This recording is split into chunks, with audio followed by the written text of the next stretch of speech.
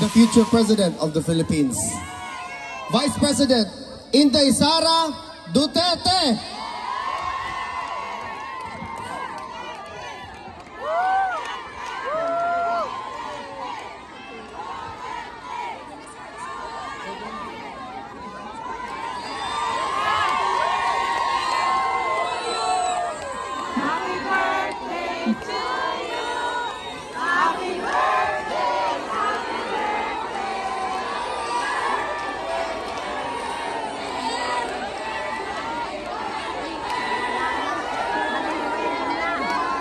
Thank you, mga kababayan. Assalamualaikum warahmatullahi wabarakatuh.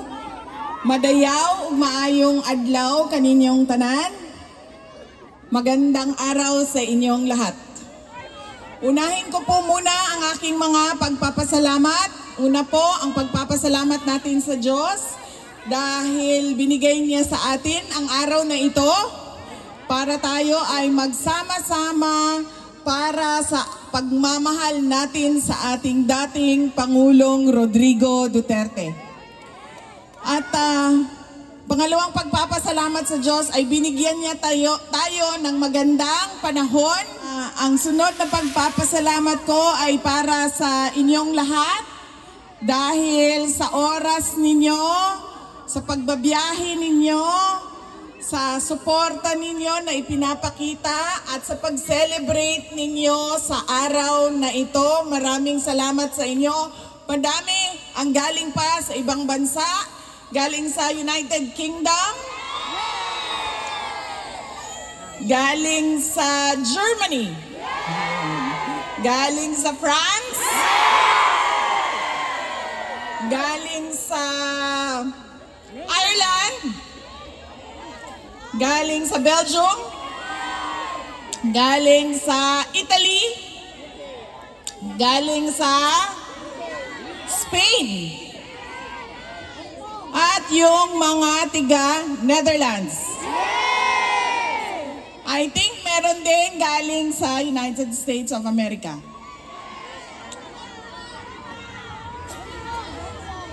Hong Kong, ma'am, meron? Hong Kong?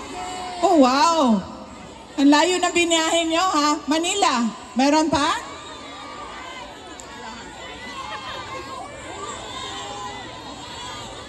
Davao! Galing pang Davao!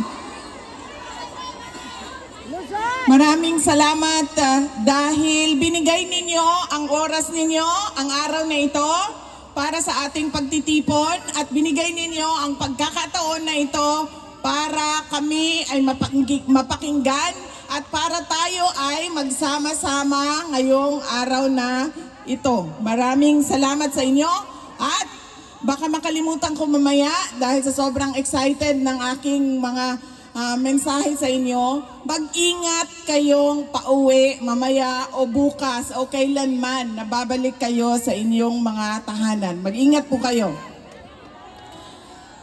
Ang sunod na pagpapasalamat ko ay sa lahat po ng ating mga guest speakers ngayong araw na ito. Isa-isahin ko po ang mga pangalan. Tulungan niyo po ako kapag meron akong nakalimutan na pangalan. Ang una pong nagsalita ay si Dr. Richard Mata. Ang sunod na nagsalita ay si Maharlika. Ang sunod ay si Attorney Vic Rodriguez. At nandyan din po si Senator Robin Padilla. At si Senator Amy Marcos. And si Senator Rodante Marcoleta.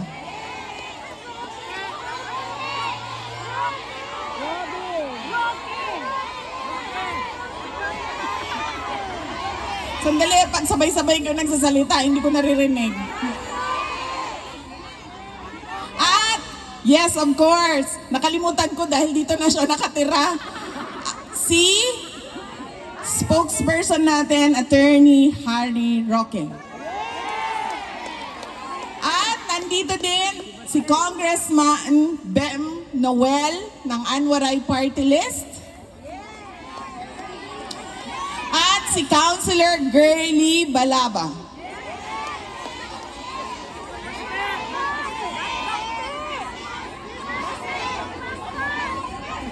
Conland. Malcolm Conland. Sino yun? Okay. Ay, ma-memorize ko na talaga yung mga flag ninyo. Anong flag ito? Norway. Bangsamoro. Yung red, white, and red, ay blue, white, and red, France. Ayan.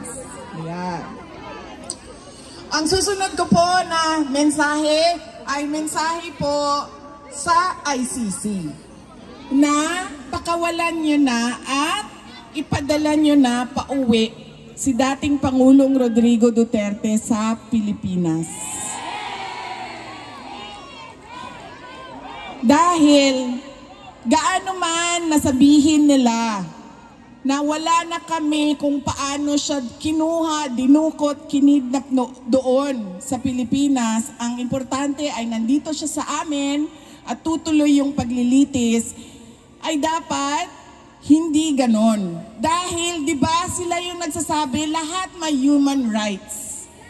So dapat ibigay din nila yung human right ni dating Pangulong Rodrigo Duterte na ibalik sa Pilipinas at i-check ng ating mga lokal na korte kung karapat-dapat ba na siya ay ipadala dito sa The Hague.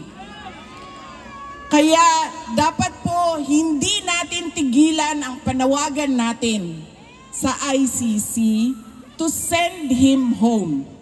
At huwag natin tigilan ang panawagan natin doon sa loob ng Pilipinas na lahat sa ating gobyerno ay dapat gawin nila, bring him home. Bring him home. Bring him home. Bring him home. Hindi po dapat ipikit ng korte ang kanilang mga mata na sila ay walang jurisdiction sa kaso. Nagsimula sila sa kanilang investigasyon 2 taon matapos tayo umalis sa pagiging miyembro ng ICC. Hindi po pwede yon na kahit kailan pwede ka mag-imbestiga. Dahil ibig po sabihin nun, kapag sinabi mo, 5 years from now, mag-iimbestiga ako. 6 years from now, mag-iimbestiga ako. 20 years from now, mag-iimbestiga ako. Hindi pwede yun. Dahil ibig sabihin nun, wala nang katapusan. Nahahabulin ka pa ulit-ulit.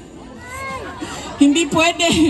Hindi pwede na kung kailan mo gusto ikaw mag-imbestiga, ay ganun ang gagawin mo dahil hindi matatapos eh.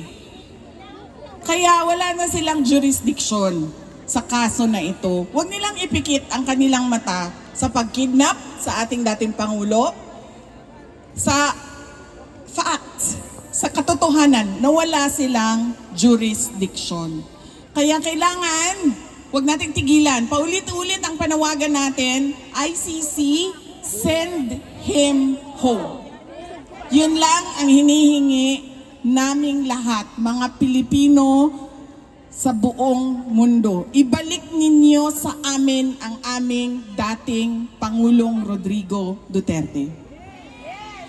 Ang susunod ko po na mensahe ay mensahe ng pagpapasalamat sa inyong lahat sa pag-celebrate ninyo. Unang-una noong birthday ni dating Pangulong Rodrigo Duterte, noong March 28. At ngayon, ang pag-celebrate ninyo sa aking birthday naman, May 31. Binisita ko po kahapon si dating Pangulong Duterte.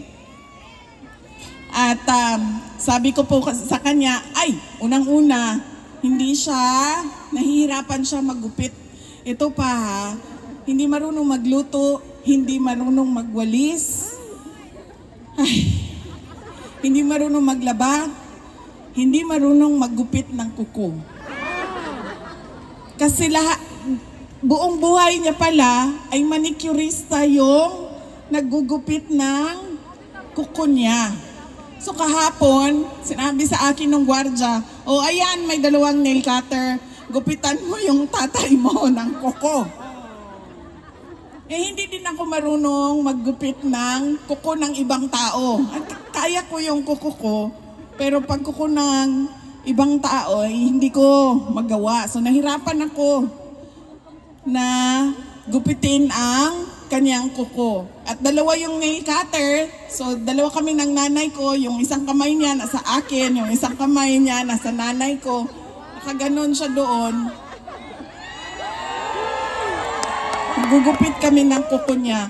First time in my life, nagupitan ko ng kuko ang aking tatay. Meron palang tao na ganun, no, na hindi marunong maggupit ng kuko. Alam ko din, ayaw ng aking mga anak na maggupit ako ng kuko nila kasi nasasaktan daw sila. Kay puok daw kaayo ko kung maggupit og kuko na wala nang naiwan na puti. Lahat yan. Kasi ayaw ko, hanggang nandyan na yung laman. Kasi ayaw ko yung merong lampas sa lampas sa laman. Gusto ko talaga. Nasa dulong-dulo na talaga. Kaya yung mga anak ko, ayaw din nila magpagupit ng kuko sa akin. Kaya hindi rin ako marunong maggupit nung tama-tama lang na gusto. Depende, iba-ibang gusto ng tao sa kuko nila. So, yun.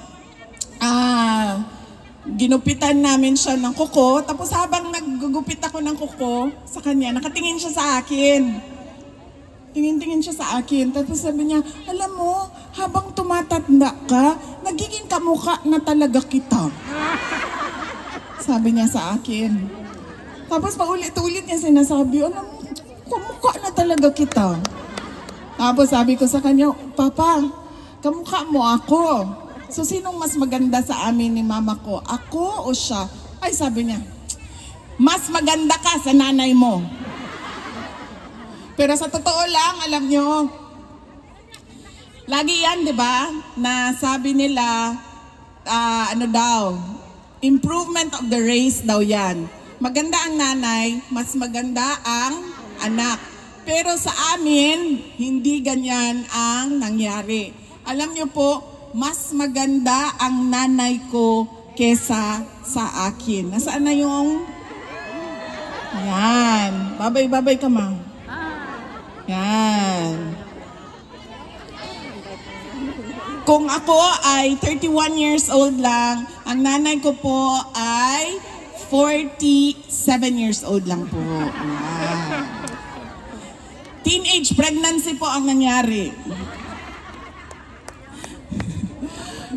Biro lang, ha? Baka meron na naman dyan mga ayaw umintindi at hindi pinipilit na mali ang nasabi. Yan po ang nanay ko. Kahapon, binisita namin si Pangulong Rodrigo Duterte. Masaya siya, nagtanong naman siya, in-update ko naman na siya. Ano nang mangyayari sa oath-taking ng mga nanalo sa Davao City, ano na ang oath-taking ng mga senators, at anong mangyayari sa July, sa August, sa September, sa mga kailangan namin gawin na trabaho sa Office of the Vice President at sa Davao City. Yan po ang mga updates. Pinaabot ko din sa kanya. Sabi ko, kung makapunta ka bukas, ay meron kaming rally para sa iyo at invited ka. Marami sa ating mga kababayan sa iba't ibang lugar ng mundo darating bukas para magdasal, para magpasalamat, at para ipanawagan sa ICC na ibalik ninyo ang aming pinakamamahal na Tatay Digong. Alam niyo po, kayong lahat ay nandito sa the Netherlands, sa iba't ibang bansa sa Europa o sa ibang continent. Dahil, bakit? Naghanap kayo ng oportunidad para sa sarili ninyo at para sa pamilya ninyo. Hindi po ba nakakalungkot yon para sa isang bayan na ang mga tao ay umaalis? Dahil unang-una walang trabaho. At kung meron mang trabaho na makita, ay kakapiranggot yung sweldo. Walang pabahay na kaya ng mga tao. Walang healthcare. Napakaganda ng healthcare ninyo dito sa Europa. Doon sa atin, alam nyo ba, di ba? Ang pamilya napupuno sa utang kapag nagkakasakit yung nanay, yung tatay, yung kapatid, yung anak. Nakakalungkot na ganun yung bayan natin. Di ba po ba dapat ang pangarap natin, ang vision natin, ang plano natin ay papunta doon sa kung ano yung nakikita at pinunta natin dito sa Europa. Pero hindi nangyayari yun. Dahil unang-una sa ating politika. Lahat na lang puro politika, lahat na lang puro dole out, lahat na lang survival ng isang politiko. At ang kanyang pamamaraan para siya ay ma-re-elect na naman, mabalik na naman sa pwesto, ma-re-elect na naman. Pero kung makita mo ay napakabagal ng pag-usad ng bayan o kung meron mang nakikita na pagbabago sa ating bayan.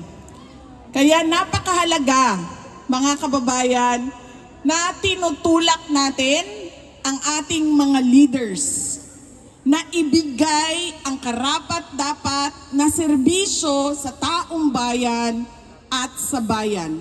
Hindi mahirap hanapin, hindi mahirap tingnan, hindi mahirap tanungin kung ano ba yung karapat-dapat. Dahil nakikita natin yan sa ibang bansa. Nakikita natin sa Europe, nakikita natin sa Japan, nakikita natin sa Australia, sa Taiwan, sa Qatar, galing akong Qatar.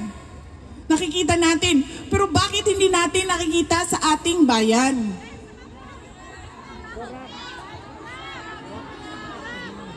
Diba? Hindi ko sinasabi na maswerte kayo kasi nandito kayo. Dahil marami sa inyo, hindi nyo naman dala yung pamilya ninyo eh. Yung iba, oo, nadadala nila ang asawa nila, ang anak nila. Pero yung iba, nandoon yung pamilya nila. At sila yung naghahanap buhay dito, naninigurado na makatapos, makapag-aral yung nandoon, may bahay, may kinakain, may nabibili ang gamit at mga pangangailangan. Kaya kailangan talaga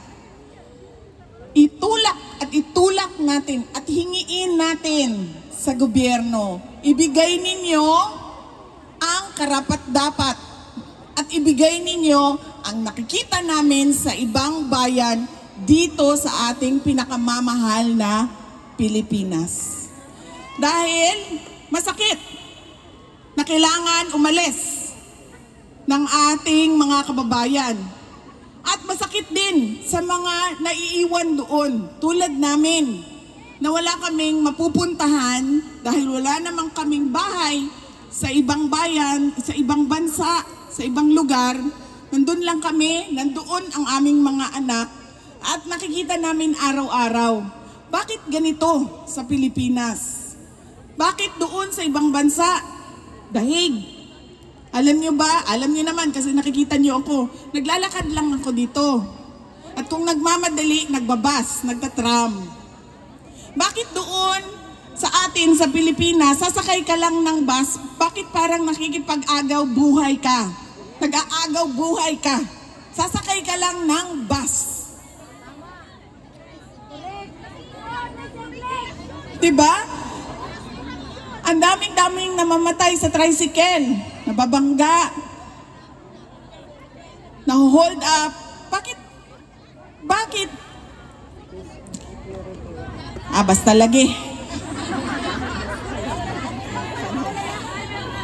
masakit sa akin. Lalo na nung gagagaling ko lang sa Qatar, ma'am. So doon sa Qatar, meron silang national ID. Sabi nila sa akin, lahat ng pangangailangan nila nandoon sa loob ng national ID nila. Ganito din sa iba't ibang bansa, diba? Nandoon na lahat. Healthcare mo, driver's license mo, utang mo nandoon. Diba? Nakikita yung utang mo. Nakikita doon kung nahuli ka na ba o hindi. Nakikita doon lahat. Nakita. At pupunta ka sa hospital, o ayan ang health card ko, babayaran yan ng gobyerno ang aking pagpapagamot.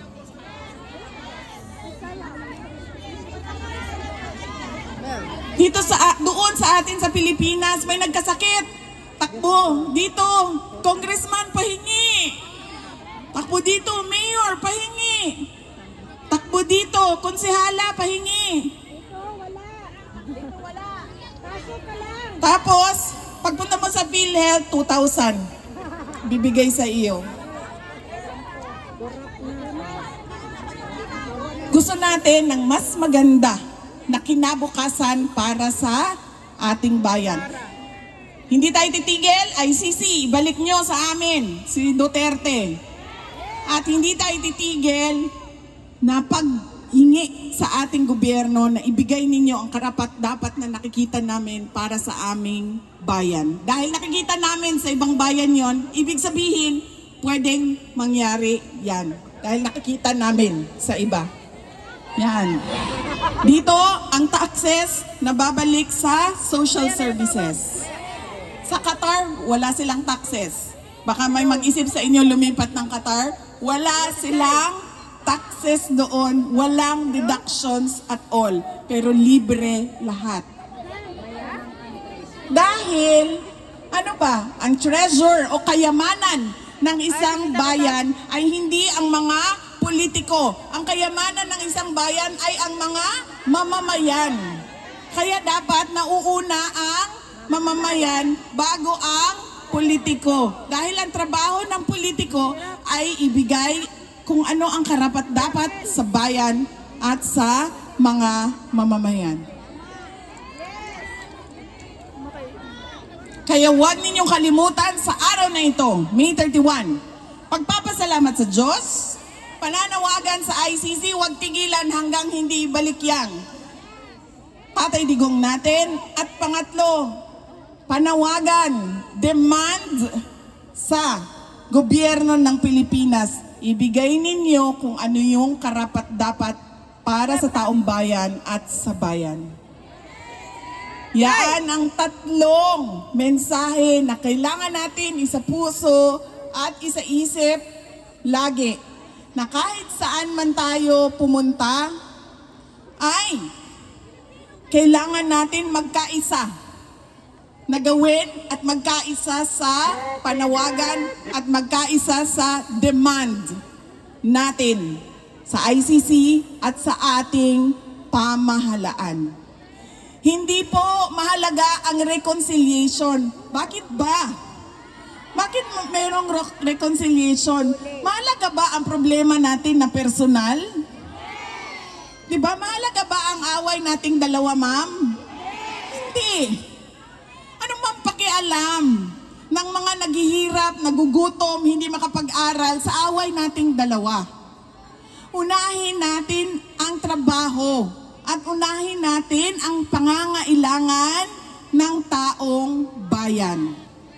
Yaan yung trabaho nating lahat bilang mga mamamayan at mga mamamayan na nagmamahal sa ating bayan. Yan po ang kailangan nating gawin, isa puso, isa isip.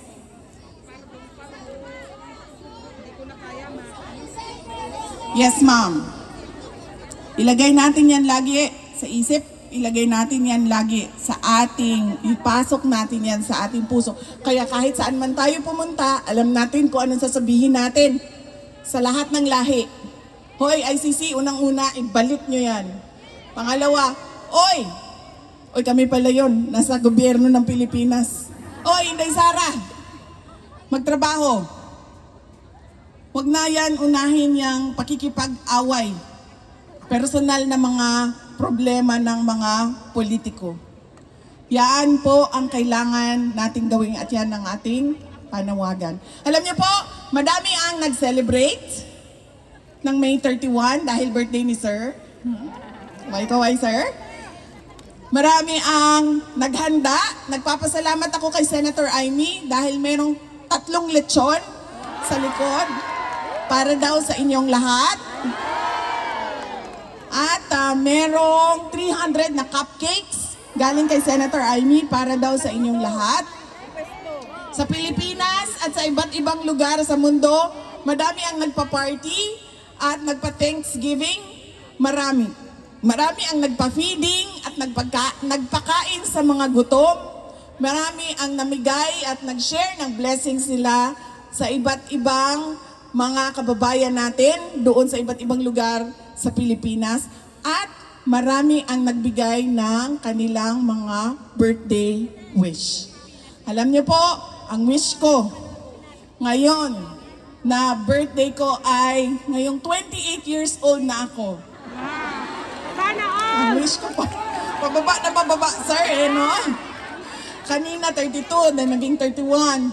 Ngayon naging 28 na. Okay. Pagkatapos ko dito, ay 15 na lang talaga yan, sir. 15 years old. Ngayong araw na 28 years old ako, unang-una, sana ay bigyan kayo lahat ng Pilipino sa buong mundo ay bigyan ng Diyos ng magandang kalusugan, good health. At pangalawang birthday wish ko ay sana lahat ng birthday wishes ninyo para sa akin ay ibigay din sa inyo ng Diyos.